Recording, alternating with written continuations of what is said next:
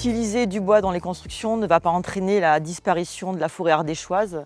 Le bois, c'est un matériau naturel qui est issu d'une ressource renouvelable, à condition bien sûr que cette forêt soit gérée de façon durable et raisonnée. Mais c'est le cas pour la plus grande majorité des forêts françaises et de l'Ardèche. On a bien sûr des résineux, mais aussi des feuillus. Il y a un réel potentiel pour produire du bois de qualité, qu'on appelle du bois d'œuvre, qu'on pourra intégrer dans les constructions. L'utilisation de ce bois permet de lutter contre le changement climatique, puisque le bois va stocker le carbone.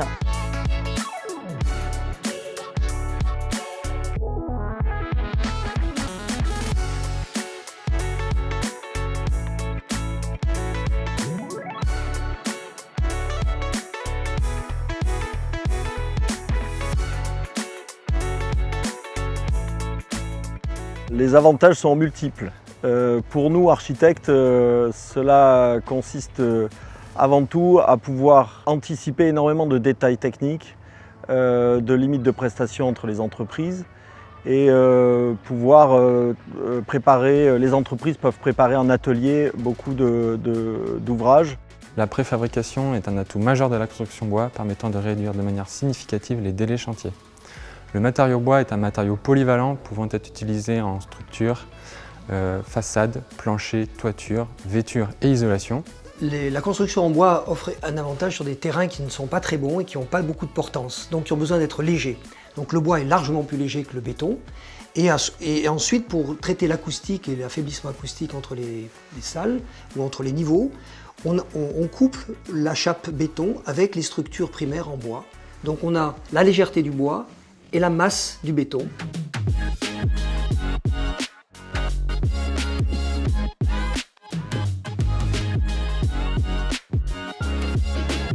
Alors concernant le vieillissement du bois, ce qu'il faut savoir, c'est que le bois est altéré en fait par les rayons du soleil et par les intempéries.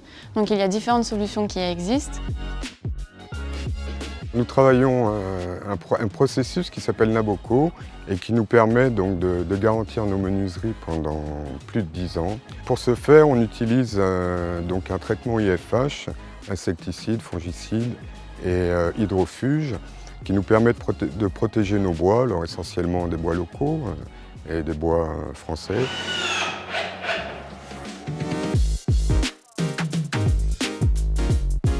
Malgré les idées reçues, le bois ne brûle pas, il se consume. Lors d'un incendie, il conserve ses propriétés mécaniques, il ne se déforme pas et la structure ne s'écroule pas.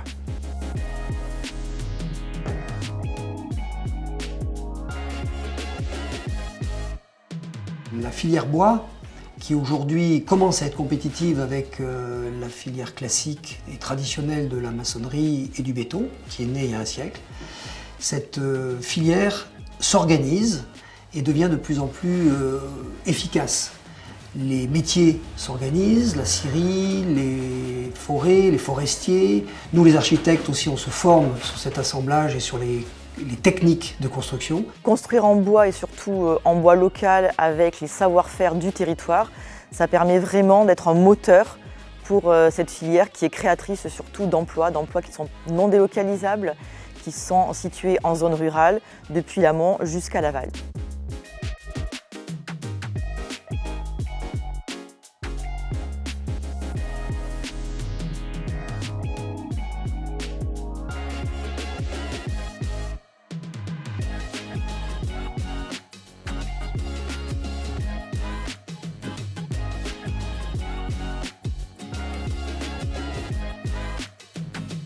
Le département a fait le choix délibéré de favoriser la filière bois en Ardèche dans le cadre de ces opérations de construction de nouveaux bâtiments.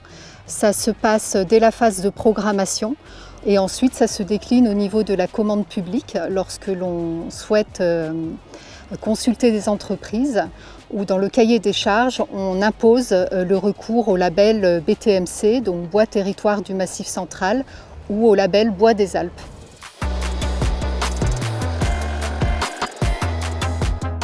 Le choix du comité artistique s'est porté sur cette œuvre parce que Au-delà de son caractère contemporain et écologique, elle permettait de mettre en avant le savoir-faire local.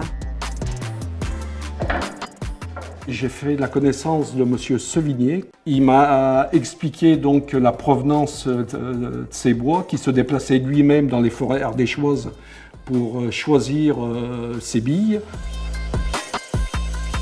Ça va être des bancs, donc il y en a 4 qui sont rectangulaires et 2 qui sont hexagonaux, qui ont été conçus donc sur une idée et un travail en collaboration avec Nathalie Crasset, qui est designer. C'est reproduire des tampons encreurs. Eh bien, si les collectivités font le choix justement d'intégrer de manière notable du bois et local dans leur projet de rénovation, de construction, elles peuvent bénéficier de différentes aides publiques.